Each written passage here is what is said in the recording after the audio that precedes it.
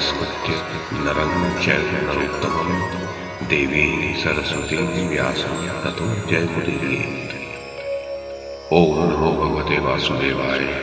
ओम नमः पितामहाय। ओम नमः प्रजापतिभ्यः। ओम नमः कृष्णद्वैपायनाय। ओम नमः सर्वविघ्नविनायकेभ्यः।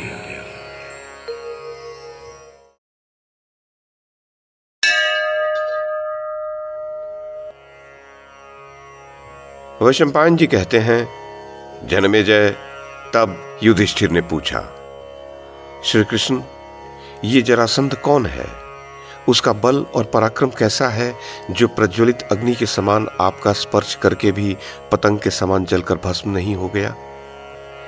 श्री कृष्ण ने कहा, राजन, जरासंध का बल और पराक्रम कैसा है तथा अनेक बार हमारा अप्रिय करने पर भी हम लोगों ने क्यों उसकी उपेक्षा कर दी, ये सब बता रहा हूं, सुनिए।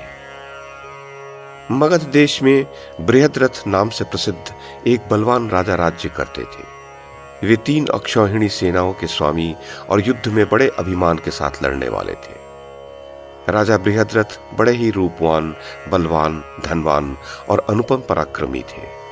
उनका शरीर दूसरे इंद्र की भांति सदा यज्ञ की दीक्षा के चिन्हों से सुशोभित होता रहता था।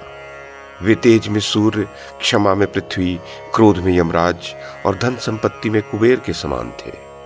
सर्वत्र उनके गुणों की चर्चा एवं प्रशंसा होती रहती थी। भरत कुलभूषण महापराक्रमी राजा बृहद्रथ ने काशीराज की 2 जुड़वी रूपवती कन्याओं के साथ विवाह किया। उन नरश्रेष्ठ ने अपनी दोनों पत्नियों से यह प्रतिज्ञा की कि मैं तुम दोनों के साथ समान रूप से प्रेम भाव बनाकर रखूंगा। विषयों में डूबे हुए राजा की सारी युवावस्था बीत गई, परंतु वंश चलाने वाला उन्हें कोई पुत्र प्राप्त नहीं हुआ। उन नरश्रेष्ठ नरेश ने बहुत से यज्ञ कराए, तब भी उन्हें पुत्र की प्राप्ति नहीं हुई। एक दिन उन्होंने सुना कि गौतम गोत्रीय महात्मा काक्षीवान के पुत्र चंड कौशिक मुनि तपस्या से उपरत होकर अकस्मात इधर आ गए हैं और एक वृक्ष के नीचे बैठे हैं। ये समाचार पाकर राजा बृहद्रथ अपनी दोनों पत्नियों एवं पुरवासियों के साथ उनके पास गए तथा मुनिजनोचित उत्कृष्ट वस्तुओं की भेंट देकर उन्हें संतुष्ट किया।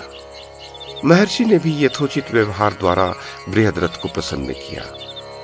उन महात्मा की आज्ञा पाकर राजा उनके निकट बैठे। ब्रह्मर्षि चंड कौशिक ने तब पूछा, राजन, अपनी दोनों पत्नियों और पुरवासियों के साथ यहां तुम्हारा आगमन किस उद्देश्य से हुआ है? राजा ने कहा, भगवान, मेरे कोई पुत्र नहीं है। मुनिश्रेष्ठ, लोग कहते हैं कि पुत्रहीन मनुष्य का जन्म व्यर्थ है। इस वृद्धावस्था में पुत्रहीन रहकर मुझे राज्य से क्या प्रयोजन है? अतः अब मैं दोनों पत्नियों के साथ तपोवन में रहकर तपस्या करूंगा। राजा के ऐसा कहने पर महर्षि को दया आ गई। उन्होंने कहा, राजन, मैं तुमसे संतुष्ट हूं, तुम इच्छानुसार वर मांगो। ये सुनकर राजा बृहद्रथ अपनी दोनों रानियों के साथ मुनि के चरणों में गिर पड़े और पुत्र दर्शन से निराश होने के कारण नेत्रों से आंसू बहाते हुए गदगद वाणी में बोले, भगवान, मैं तो अब राज्य छोड़कर तपोवन की ओर चल पड़ा हूं। मुझे अभागे और संतानहीन को वर अथवा राज्य की क्या आवश्यकता?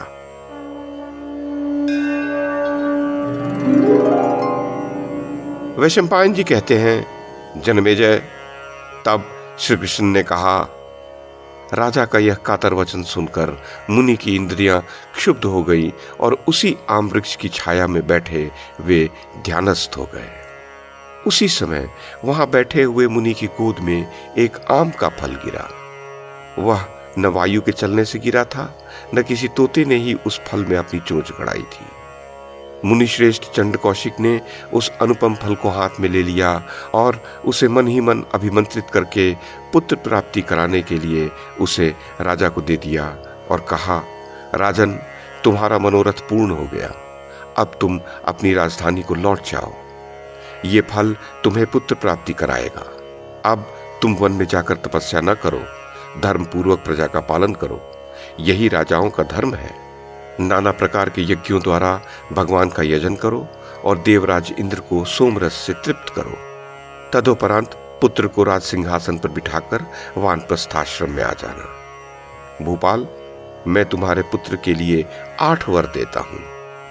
वह ब्राह्मण भक्त होगा, युद्ध में अजेय होगा, उसकी युद्ध विषयक रुचि कभी न कम होगी, वह अतिथियों का प्रेमी होगा, दीन दुखियों पर उसकी सदा कृपा दृष्टि बनी रहेगी, उसका बल महान होगा, लोक में उसकी अक्षय कीर्ति का विस्तार होगा और प्रजाजनों पर उसका सदा स्नेह बना रहेगा। इस प्रकार चंड कौशिक मुनि ने उसके लिए ये 8 वर दिए। मुनि का यह वचन सुनकर उन परम बुद्धिमान राजा बृहद्रथ ने उनके दोनों चरणों में मस्तक रखकर प्रणाम किया और अपने राजभवन को लौट आए। भरत श्रेष्ठ, उन उत्तम नरेश ने उचित काल का विचार करके दोनों पत्नियों के लिए वह फल दे दिया। उन दोनों शुभ स्वरूपा रानियों ने उस आम के 2 टुकड़े करके एक एक टुकड़ा खा लिया। होनी होकर ही रहती है। इस कारण तथा मुनि की सत्यवादिता के प्रभाव से वह फल खाने के कारण दोनों रानियों को गर्भ रह गए। उन्हें गर्भवती हुई देख राजा को बड़ी प्रसन्नता हुई। महाप्राज्ञ युधिष्ठिर, प्रसव काल पूर्ण होने पर उन दोनों रानियों ने यथा समय अपने गर्भ से शरीर का एक एक टुकड़ा पैदा किया। प्रत्येक टुकड़े में 1 आंख, 1 हाथ, 1 पैर, आधा पेट, आधा मुंह और कटी के नीचे का आधा भाग था। एक शरीर के उन टुकड़ों को देखकर वे दोनों भय के मारे थर थर कांपने लगी। उनका हृदय उद्विग्न हो उठा। वे अबला ही तो थीं। उन दोनों बहनों ने अत्यंत दुखी होकर परस्पर विचार करके उन दोनों टुकड़ों को, जिनमें जीव तथा प्राण विद्यमान थे, त्याग दिया। उन दोनों की दासियां गर्भ के उन टुकड़ों को कपड़े से ढककर अंतःपुर के द्वार से बाहर निकली और चौराहे पर फेंक कर चली गईं। पुरुष सिंह, चौराहे पर फेंके हुए उन टुकड़ों को रक्त और मांस खाने वाली जरा नाम की एक राक्षसी ने उठा लिया। विधाता के विधान से प्रेरित होकर उस राक्षसी ने उन दोनों टुकड़ों को सुविधा पूर्वक ले जाने योग्य बनाने की इच्छा से उस समय उन्हें जोड़ दिया। नरश्रेष्ठ, उन टुकड़ों का परस्पर संयोग होते ही एक शरीरधारी वीर कुमार बन गया। ये देखकर राक्षसी के नेत्र आश्चर्य से खिल उठे। उसे वह शिशु वज्र के सार तत्व का बना जान पड़ा। राक्षसी उसे उठाकर ले जाने में असमर्थ हो गई। उस बालक ने अपने लाल हथेली वाले हाथों को मुट्ठी बांधकर मुंह में डाल ली और अत्यंत क्रुद्ध होकर जल से भरे मेघ की भांति गंभीर स्वर से रोना प्रारंभ कर दिया। परंतु बालक के उस रोने चिल्लाने के शब्द से रनिवास की सब स्त्रियां घबरा उठी तथा राजा के साथ सहसा बाहर निकली। दूध से भरे हुए स्तनों वाली वे दोनों अबला नारियां भी, जो पुत्र प्राप्ति की आशा छोड़ चुकी थीं, मलिन मुख हो सहसा बाहर निकल आईं। उन दोनों रानियों को उस प्रकार उदास, राजा को संतान पाने के लिए उत्सुक तथा उस बालक को अत्यंत बलवान देखकर राक्षसी ने सोचा, मैं इस राजा के राज्य में रहती हूं, ये पुत्र की इच्छा रखता है, अतः इस धर्मात्मा तथा महात्मा नरेश के बालक पुत्र की हत्या करना मेरे लिए उचित नहीं है। ऐसा विचार कर उस राक्षसी ने मानवी का रूप धारण किया और जैसे मेघमाला सूर्य को धारण करे, उसी प्रकार वह उस बालक को गोद में उठाकर भूपाल से बोली, बृहद्रथ, ये तुम्हारा पुत्र है जिसे मैंने तुम्हें दिया है, तुम इसे ग्रहण करो। ब्रह्मर्षि के वरदान एवं आशीर्वाद से तुम्हारी पत्नियों के गर्भ से इसका जन्म हुआ है। दासियों ने इसे घर के बाहर लाकर डाल दिया था, किंतु मैंने इसकी रक्षा की है।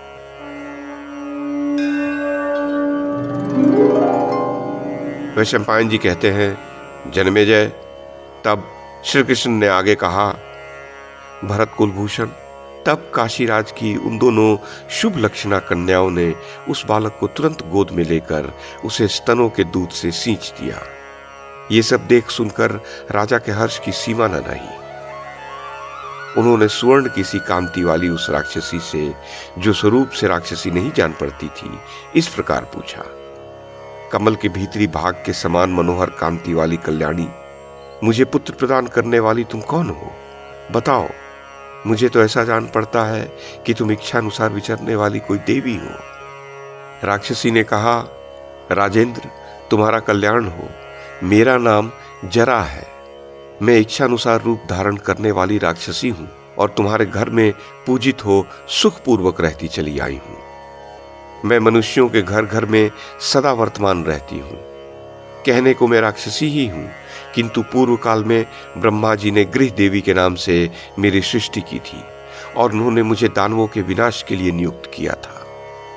मैं दिव्य रूप धारण करने वाली हूं। जो अपने घर की दीवार पर मुझे अनेक पुत्रों सहित युवती स्त्री के रूप में भक्ति पूर्वक लिखता है, अर्थात मेरा चित्र अंकित करता है, उसके घर में सदा वृद्धि होती है, अन्यथा उसे हानि उठानी पड़ती है।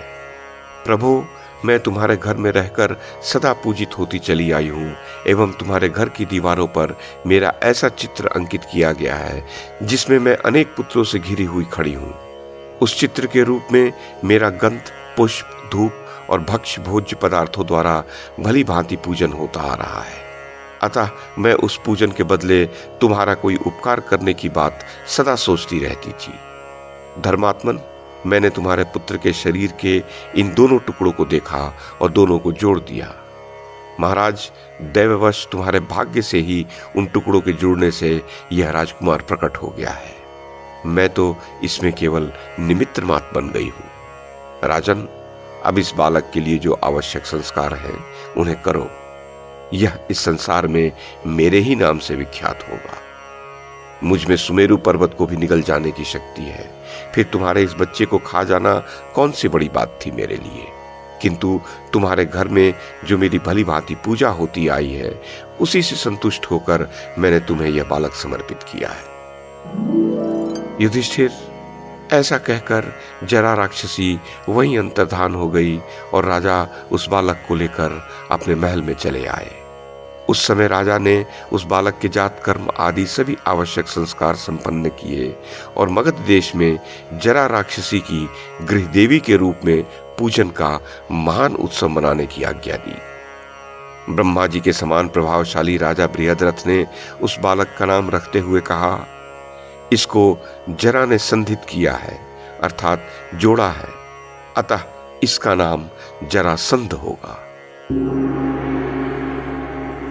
मगधराज का वह महातेजस्वी बालक माता पिता को आनंद प्रदान करते हुए आकार और बल से संपन्न हो घी की आहुति दी जाने से प्रज्वलित हुई अग्नि और शुक्ल पक्ष के चंद्रमा की भांति दिनों दिन बढ़ने लगा।